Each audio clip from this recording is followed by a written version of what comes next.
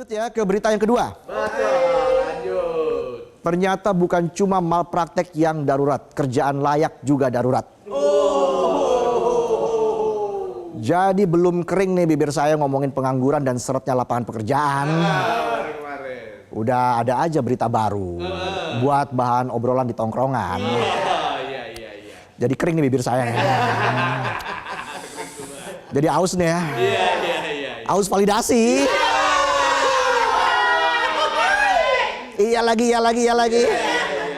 Masalah darurat pekerjaan layak bukan cuma dirasain orang yang belum punya kerja. Tapi juga dirasain orang-orang yang sudah kerja tapi hidupnya masih kejepit. Kerjanya berlebih, gajinya nggak ada lebihnya.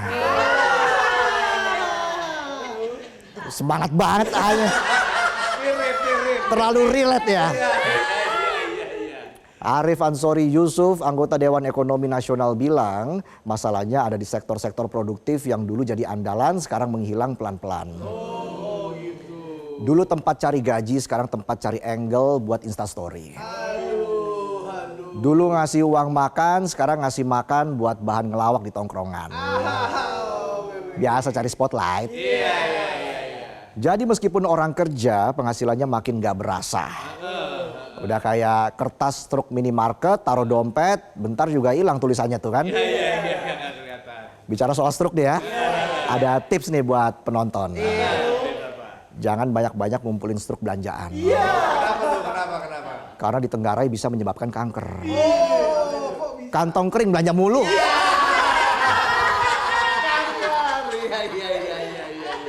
Apalagi kalau struknya diremes-remes, terus dimakan bisa beneran kanker loh.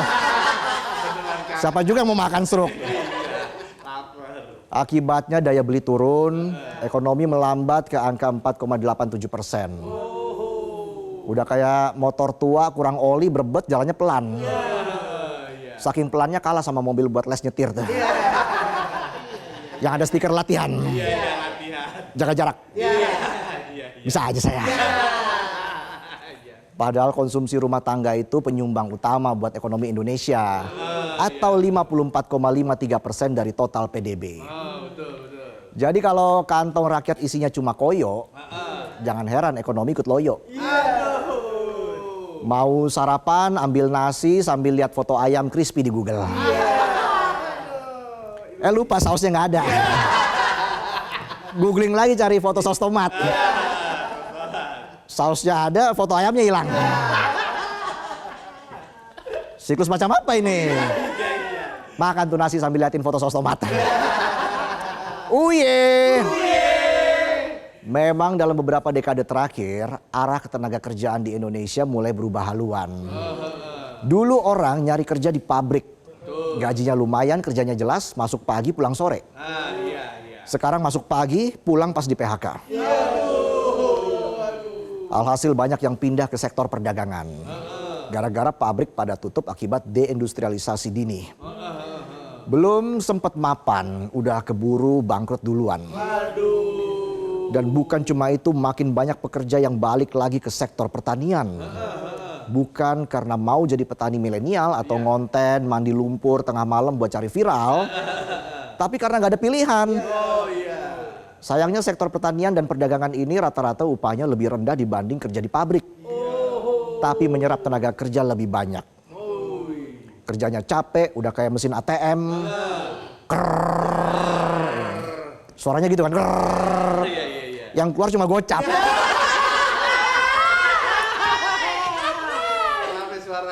Sampai mesin ATM-nya ngedumel tuh ya.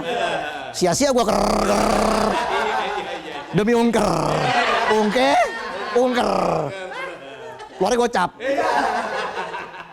Menurut data BPS Februari 2025, sektor pertanian diisi oleh 28,54% tenaga kerja.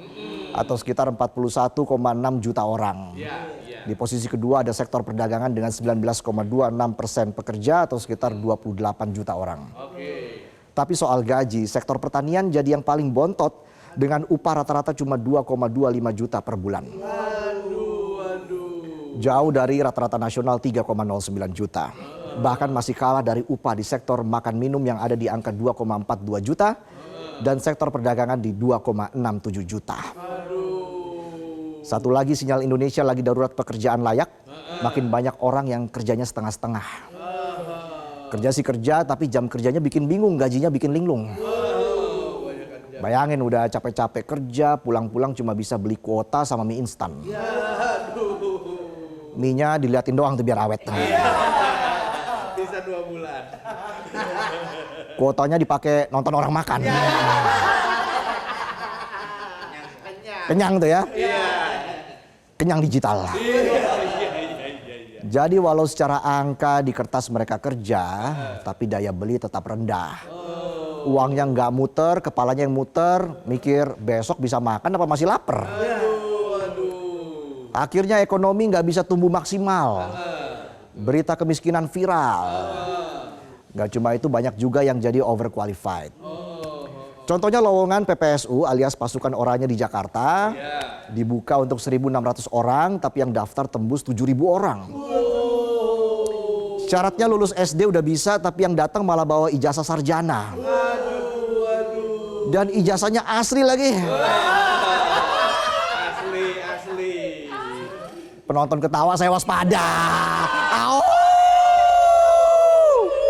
Kuliah bertahun-tahun ngerjain skripsi mati-matian, mikirin teori, ujung-ujungnya nggak kepake.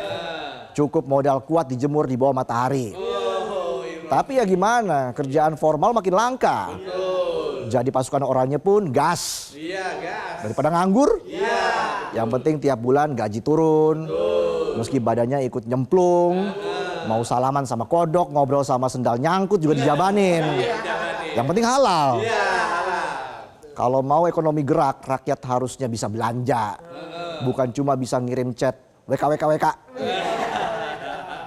Di grup WhatsApp keluarga tuh. Tapi nggak bisa beli apa-apa.